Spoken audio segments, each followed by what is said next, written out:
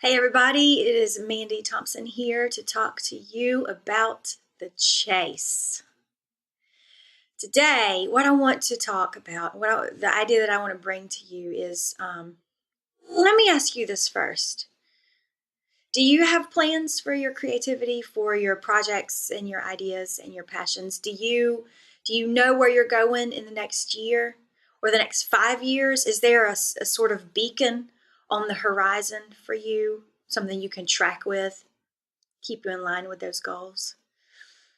There are really two types of creatives from what I understand. There's the creative type that is very disciplined and planned out, calculated. And then there are others who fall into spontaneity. They kind of go with what they feel is right in their creativity. And there's nothing wrong with either of those approaches. But I want to say that with a little bit of planning and with a little bit of clarity, both sides can really move forward in powerful ways and streamline and focus their creativity. So what I really want to talk to y'all about today is having a creative manifesto, a creativity manifesto. And this is a way to give purpose and focus to your creative practice. And I know we've heard about manifestos with regards to maybe political groups or groups that have some sort of a focus that may involve conflict or protests. But there's this history within the artistic world. There's a history of people having manifestos, and it's very interesting that you can use them for creative clarity. And like the Dada movement, the surrealists, the futurists, or futuristic people. Anyway, you can look those up. There's a lot of creative manifestos out there already. And so here's the thing. We use those manifestos to define our focus, to define why we're doing what we're doing creatively, to talk about how we're going to do that and what we're going to make with our creativity. Here's one that has come out of the modern world, and you may have heard about this. It's the Holsti Manifesto, and the Holsti group, they create these products that we will integrate into our lives, very practical products that will help facilitate a mindful lifestyle. And this is the beginning of their manifesto. It says, "This is your life. Do what you love and do it often. And if you don't like something, change it." That's just the start. It's a great manifesto, and you may have already read it. It's incredibly inspiring and powerful. And they write this to bring their people to a call to focus and a call to deliberate lifestyle. And that's exactly what the manifesto is. It is supposed to keep us on track, to keep that end horizon in focus, to keep that beacon in line of sight, and we can adjust our coordinates to make sure that we're moving in that general direction. And so if you have a manifesto, a creative manifesto, you can filter your projects, your new ideas, potential requests that other people have for you. You can filter those things through your own creative manifesto. And if it lines up with what your manifesto says, then go for it. And if it doesn't line up, you may or may not want to do it. It's just a checkpoint. It's just a means of focus.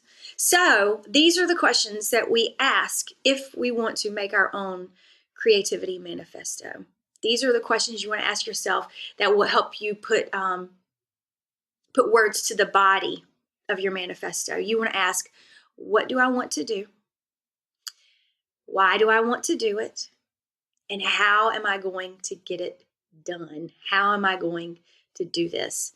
It's not so much about goal setting as it is about heart setting. You're setting your heart. You're setting the philosophy of who you are in a direction. And of course, like I said, your goals will filter through this. But the true intent of the manifesto is to keep your heart in focus and aligned with what your creativity goals are. So you ask yourself the big picture questions. What do I want to do? How do I want to do it?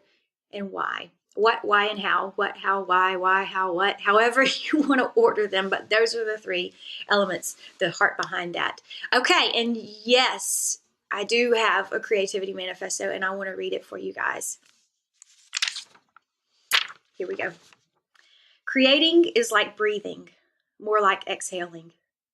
If I don't create, my soul suffocates. As I create, I listen to myself.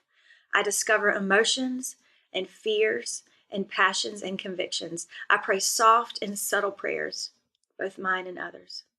While I create for the sake of my soul and for the sake of the message, I also create for the sake of creating. I enjoy the process, the challenge, and the adventure. I hold moments of creating as a discovery, not a job or goal, but as a discovery of what is within me to create. To maintain a level of creativity, I rely on new inspirations and old routines. I always find novel ways to create, whether it be through new tools of creating or new mediums.